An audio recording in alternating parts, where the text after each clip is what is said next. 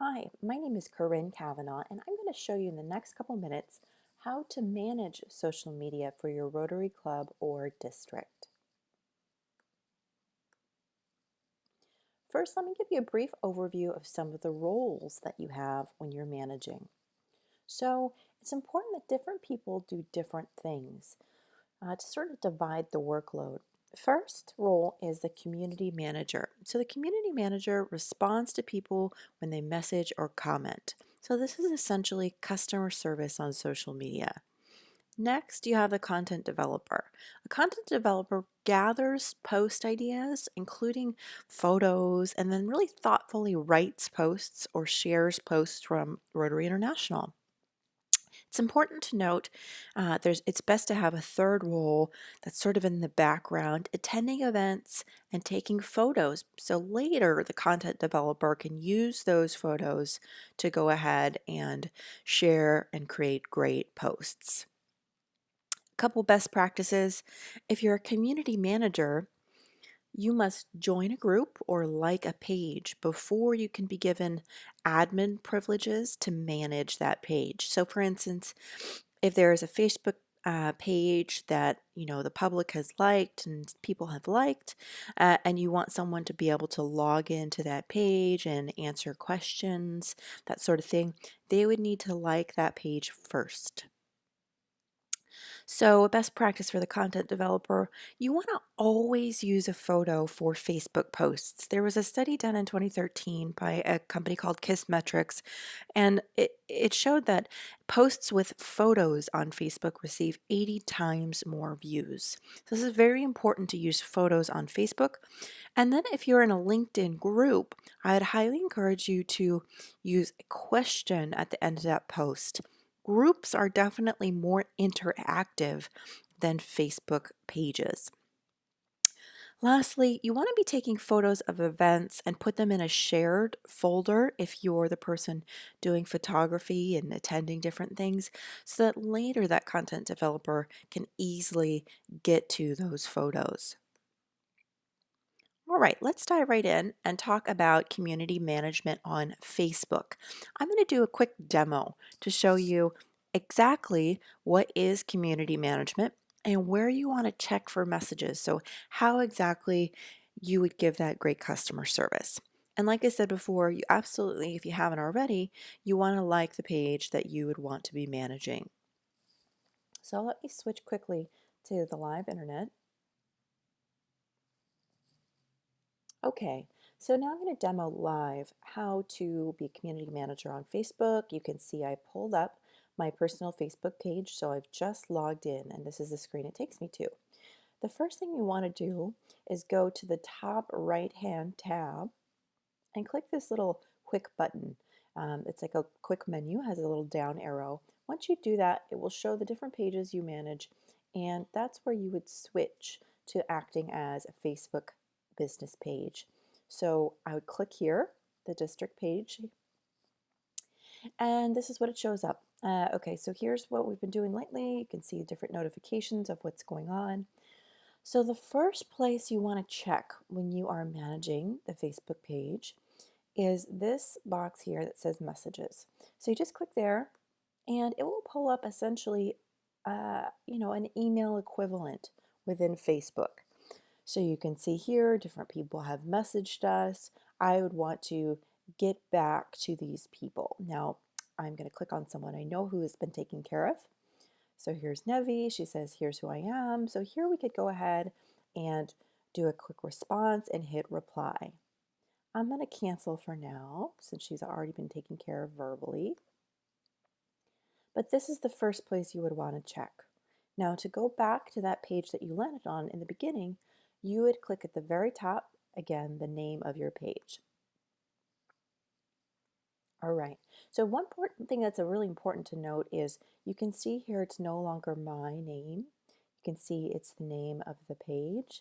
And that really tells you that you're acting as the business page, which is very important. So when you're responding to these questions and giving customer service, you want to be acting as the page. Okay, so first step, go to messages, check messages. Next step, you want to scroll down and see the posts that you've recently done and if there are any comments on those posts. Here's a post that we did about Literacy Month, and looks like there are 2 comments here. Okay, so I need to be doing something here. Looks like Colleen Turner said something quite lovely, and I hit the like button, and that's a good thing to do to sort of encourage that behavior. And then I went ahead and responded to Colleen. So this is the second thing you would want to do. If someone's commenting on your posts, go ahead and take the time to respond. So if I was to do this again, I would just hit the @ symbol and then start typing Colleen's name, and you will see it tag her in this post. That means that the next time Colleen logs into her personal Facebook, she'll actually see a notification just like this in the top right that says, Rotary has actually responded to you and made a great comment. So that's something that you definitely want to do. So I might say, Colleen, thank you for your support, which you can see we've done that before. So I'm not actually going to do it for this demo. All right, so then you keep going, and you're looking for this little comment box on just the last couple posts that you have done. So looks like there's one here. Let me click that. It says thank you so much. Okay, doesn't need a response there, and we have liked that positive comment, so there we go. So that's the second place. Now, if you're using a Facebook business page as a local page and it's set up that way, at this point, you would actually see a box right down here that has stars and it says reviews. So, it's one more way that people can do reviews online, very similar to Yelp or some of the other profiles that have like the, 1 out of 5 stars, and you can leave a comment. So depending on how your Facebook page is set up, this might be here or not. So this would be the third place to check. If someone's left you a positive review, you want to say thank you. If someone has left you a negative review, you absolutely want to respond. There is so much research out there about responding to a negative review, because you got to think about it. It's not just for that one person, it's for the viewing public. So you want to be sure to respond in a positive and courteous way. So that is how you become a community manager here on Facebook. So with that, I will just switch back to our live presentation, and we will keep going. All right. Next, let's talk about how to be a community manager on a LinkedIn group. First of all, I have to say, I really like LinkedIn groups because you can dictate the privacy. So for instance, for District 5030, we have a private LinkedIn group. So it'd be members, Rotarians only, which is kind of neat because you can talk about different things. It's not public facing. It feels a little bit more exclusive. But I will say the Facebook page, the public one, is also really important too, because if someone's searching for your club or your district and they want to know what you're up to, that's a perfect place to easily post and show what you've been doing lately in the community or in the world. Okay, so community management on LinkedIn. I'm going to do a demo here. I'm going to show you how to check for messages within a group, welcome new members, encourage conversation, and flip one privacy setting off and on. Okay, now you can see I am logged into my LinkedIn account. So when you first log into your personal LinkedIn account, it will look something like this. And the first thing you want to do is go to interests and scroll down to groups. You click groups, and it will open up all of the different groups that you are actually a member of. So you can see here, I'm a member of quite a few groups. I'm going to scroll down to the one I want to manage, so the Rotary District 5030. And if you're not a member of the group, it won't show up here. So then you can't manage it. So you definitely want to request to join before. So now it flips over to our group. You can see I've put the same graphic here as our Facebook page. That kind of consistency is really quite nice, so that people recognize that it is indeed the right place to go. Anyway, so how you manage your LinkedIn group, there are a couple places to start. first you can go to this Manage tab, and this is where you can control members of the group. So here you can see, you know, if somebody has submitted comments, maybe you have your settings here in permissions, you require moderation. So if someone writes on the LinkedIn group, you would actually need to approve it before it goes live. In rarer cases is that necessary, especially when you're dealing with a group of Rotarians who, you know, are a little bit more politically correct, I'd say, um, than the average Joe. So, you know, that's not necessarily necessary. In fact, just the opposite. You really want to encourage people to be posting on your LinkedIn group and interacting. So that's what this is about. Also, as a manager, you can send out an announcement to everybody who is a member of the group, or you can send out invitations as well. So another thing is, you know, invited, so you can see who you've invited in the past, participants. So this is me here, and it will show you all the participants. When you go to group settings, this is where you really can dive down and say, you know, you want members to be free to post, or you want it to require moderation. Here you can see I've turned on auto join. So right now, pretty much any person who would want to join this LinkedIn group, it's set up so that they would automatically just be allowed in the group.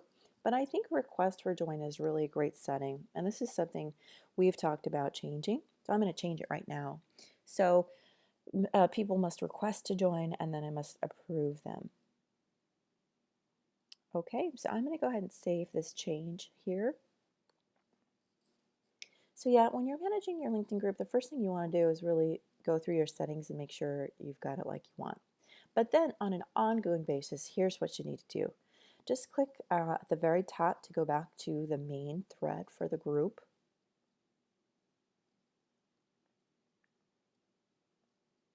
Okay, it's loading here.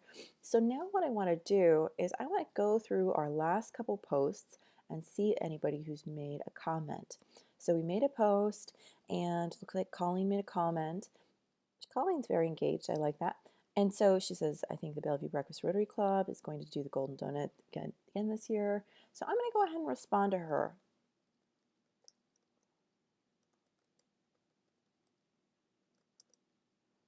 Okay. So again, you're just really encouraging different engagement. And that's the thing, is you want people doing a sort of back and forth conversation on this, because that's really what builds community. So here, we've got some good conversation going on Rotary Literacy Month. He said, okay, here's what Rotary Literacy Month is, and how are you contributing at your club? And so we've got some great dialogue happening.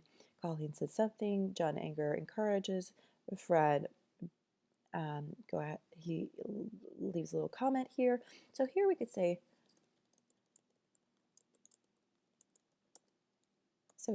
you know, this is great to hear our district doing so many wonderful things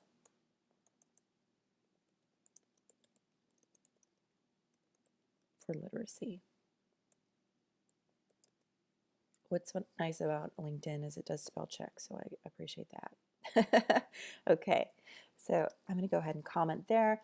And so this would be really how you become a community manager on LinkedIn, is you're just people who are engaging, you're encouraging that engagement, and you just go down the line and make sure that different people are getting taken care of. Occasionally, you might actually see somebody write a question on a thread, or as a member, they could start a discussion asking a question, and you could help them with that. So that's something that you would definitely want to do. Another thing that I really like to do is go to the Members tab, and when somebody becomes a new member, just send them a little welcome, a little thank you note, which is really quite nice to do. Or you can see all the members that are there and go ahead and send them different notes as well. So that's kind of really nice. And you can see that really easily when you are managing the members. So if they have to request to join and you have to approve that request, you would obviously know who they are, and you could send them a nice note. All right, So that is the basics of being a community manager on LinkedIn. Okay, so now we've demoed. Now I want to show you a couple things for content development. And so I would say this is normally the little bit more difficult part, making posts. Making posts that really resonate with people and knowing what's appropriate on each channel. So first, I want to acknowledge that, for District 5030, we actually defined a strategy. There's another video just like this, likely find it in the same place you found this one, that talks about how to create a strategy for your Rotary Club or district for social media. And one of the things we went over were these questions. What do we want to post? Can we repurpose anything that's existing? Will we post the same thing on multiple channels? And so we kind of came up with our answers for that, and it's really going to vary for you. But once you have clearly defined what content you want to post, that makes it a lot easier to create graphics. So one thing I wanted to share with you is a program called Canva, Canva.com. And it's really hosted on the internet, okay? So you have to be connected to the internet to get to it. You can set up a free account and give others that same login information so that multiple people could use graphics. And this is a fairly newer tool that exists on the internet, but I think it's just terrific. So let me go there. Okay, so here's what it looks like when you first log in or sign up. You can make a username and all that good stuff. But here you can see they have templates for designs. So if I wanted to make a really nice Facebook cover, or let's say I want to make a really nice social media post, I click that social media button, and voila, it gives me all of these great, they call it layouts or templates, that I can use to make social media posts. And what's great about this is they are the right size. So you can see on different ones, some of them are labeled as free, some of them are labeled as paid. Even if you do a paid one, all you have to do is delete this background photo, and then suddenly it's free, okay? And so this is, the text is all still there. Let me give you another example. So here we can see their happy Easter, warm wishes. I'm going to go ahead and just delete these eggs in the background. And what's nice is it keeps the format of the text. So you're looking for different elements that would really work with a picture that you own on the back side. So think about what you have in your arsenal, or maybe you could just do something like this with a couple bricks of color. Instead of using this photo, you could just use a solid brick of color here and a solid brick of color here, and change some of this text. So instead of saying Happy Easter, you could still say Happy Easter, from our club to you. Hope you have a wonderful day with your family, or something like that. So what's really nice about this is you can go ahead and upload your own graphics, and they make it really easy to do this. And this is perfect if you have photos that you have taken from different events, or if you're maybe you're talking about something like Rotary Literacy Month and you're searching for photos and you don't know where to go. I want to quickly just give you one resource. So I'm going to show you what it is, and then I will demo it for you.